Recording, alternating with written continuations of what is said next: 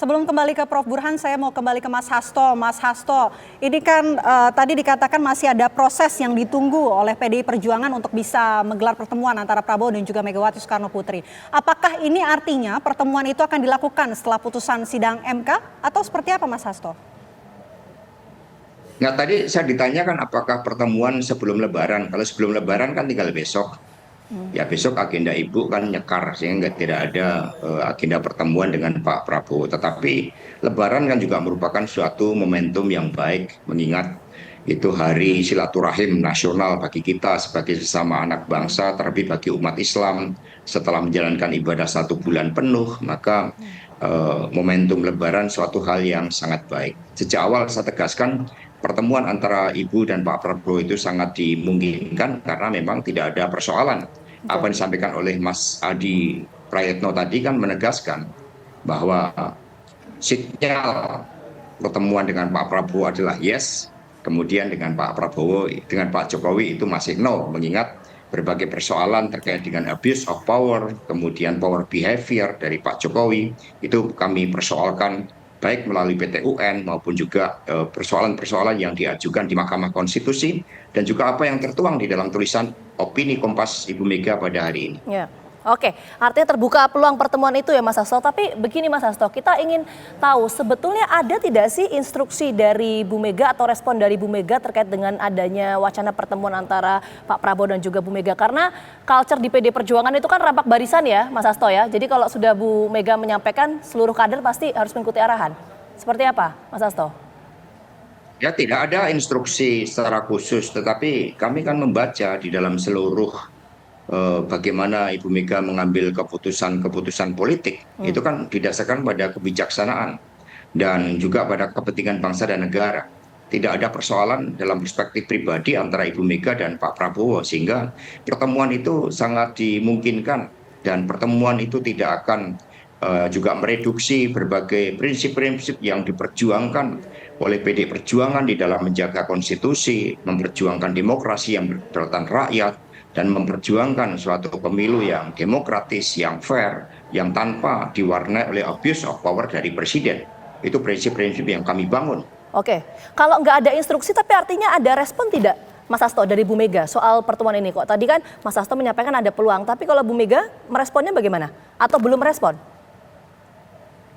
Ya tidak ada persoalan, hanya saja kan kami juga harus menjaga seluruh suasana kebatinan yang saat ini masih memperjuangkan berbagai ketidakadilan yang terjadi di dalam pelaksanaan pemilu presiden pada tahun 2024, apalagi dengan hasil kajian yang dilakukan oleh tim IT kami, kemudian tim hukum, dan juga berbagai intimidasi yang dilakukan oleh seluruh kader PDI Perjuangan, termasuk kepala daerah dari PDI Perjuangan, kemudian para kepala desa, campur tangan sumber daya negara, alat-alat negara yang dikerahkan secara masif, dan itu kan berakar dari abuse of power dari presiden itu.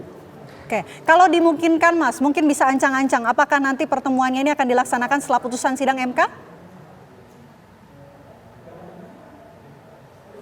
Ya, sebelumnya juga dimungkinkan karena antara apa yang menjadi seluruh komitmen bagi Ibu Mega dan PDI Perjuangan di dalam memperjuangkan demokrasi, di dalam melawan berbagai watak-watak kekuasaan yang saat ini mencerminkan kehadiran neo orde baru, itu tetap menjadi suatu prinsip yang terus diperjuangkan, dan prinsip itu tidak akan hilang karena pertemuan antara Ibu Megawati Soekarno Putri dan Pak Prabowo. Bahkan di dalam berbagai kesempatan saya berdialog dengan Mbak Puan Maharani. Mbak Puan juga melakukan pertemuan dalam kapasitas beliau sebagai Ketua DPR RI dengan seluruh tokoh bangsa, termasuk Pak Prabowo. Pertemuan dan silaturahim itu suatu hal yang positif di dalam tradisi komunikasi politik kita. Meskipun ada perbedaan-perbedaan yang fundamental, misalnya sekarang antara PDI Perjuangan dengan Bapak Jokowi.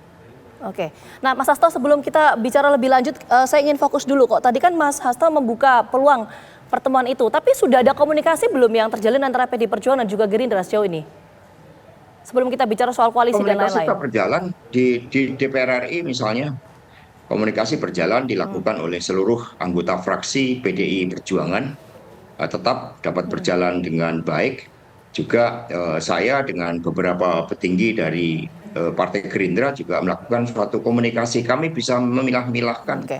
hal-hal yang sangat prinsip terkait dengan evaluasi dan juga bagaimana Oke, keberatan-keberatan yang baik. diajukan oleh pasangan Ganjar Mahfud, tetapi tidak mengurangi Oke. seluruh langkah-langkah komunikasi yang kami lakukan.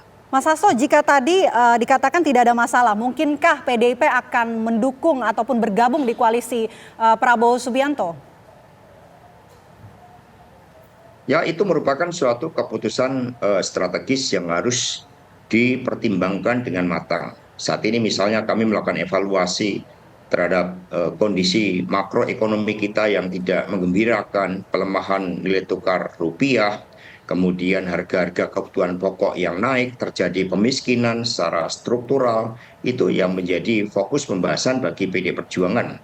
Sehingga keputusan untuk berada di dalam pemerintahan ataupun tidak berada di dalam pemerintahan itu merupakan suatu keputusan strategis yang harus dibahas secara bersama-sama dengan melihat dinamika politik nasional dan juga global. Karena kami tahu bagaimana demokrasi itu juga memerlukan suatu check and balances. Bagaimana demokrasi harus dibangun ketika watak kekuasaan terjadi suatu perubahan dan hanya menjadikan rakyat sebagai suatu objek. Maka ini merupakan momentum otokritik bagi PD Perjuangan dan sekaligus di dalam merumuskan langkah-langkah ke depan di dalam mensikapi terhadap dinamika politik nasional yang sampai saat ini itu belum selesai karena Mahkamah Konstitusi belum mengambil suatu keputusan. Setelah tanggal 22 April ketika Mahkamah Konstitusi akan mengambil keputusan terkait dengan sengketa Pilpres, disitulah kami akan melakukan pembahasan hal-hal yang strategik ke depan. Oke, Mas Hasto tadi menarik nih. Mas Hasto menyampaikan bahwa akan dipertimbangkan untuk bergabung dengan koalisi Prabowo Gibran atau tidak. Nah ini konteksnya apa nih Mas? Akan dipertimbangkan, sudah ada yang mengajukan proposal itu Mas Hasto? Ajakan itu? Yaudah PDI bergabung aja? Bukan pada urusan proposal. Konteksnya adalah bagaimana kita melihat persoalan nasional kita. Persoalan ekonomi tidak bisa dianggap remeh. Apalagi dengan dinamika politik global yang menunjukkan arah-arah menuju krisis. Kami melakukan mitigasi agar misalnya dengan utang yang semakin meningkat diperkirakan pada akhir pemerintahan Presiden Jokowi 10.000 triliun utang kita, belum beban utang luar negeri dari swasta, dari BUMN yang jumlahnya di atas 225 miliar US dollar dengan tekanan terhadap inflasi. Maka langkah-langkah mitigasi agar kita tidak dihadapkan pada krisis itu menjadi skala prioritas dari PD Perjuangan dan akan ikut menentukan pertimbangan-pertimbangan di dalam memutuskan sikap politiknya ke depan. Artinya kalau ada kesamaan pandangan soal itu siap menerima lamaran atau pindangan dari Prabowo Gibran ya Mas Hasto ya? Ya masih terlalu dini untuk dibahas karena hal-hal yang sangat fundamental sebagaimana ditulis di dalam opini dari pemikiran perasaan Ibu Megawati Soekarno Putri itu betul-betul mewakili seluruh perasaan dari kader dan anggota PD Perjuangan yang saat ini berjuang untuk menegakkan demokrasi. Karena kami menghadapi persoalan yang serius terkait dengan rencana persiapan pilkada akibat praktek-praktek abuse of power, penyalahgunaan kekuasaan, praktek money politik dan penggunaan sumber daya negara yang luar biasa. Ini menimbulkan suatu tanda tanya besar apakah pilkada ke depan masih dapat berjalan dengan demokratis. Atau jangan-jangan ini merupakan bagian dari jejaring abuse of power lebih lanjut. Sehingga fenomena kehadiran New Orde Baru, pemilu sudah diketahui hasilnya, itu akan terjadi kembali.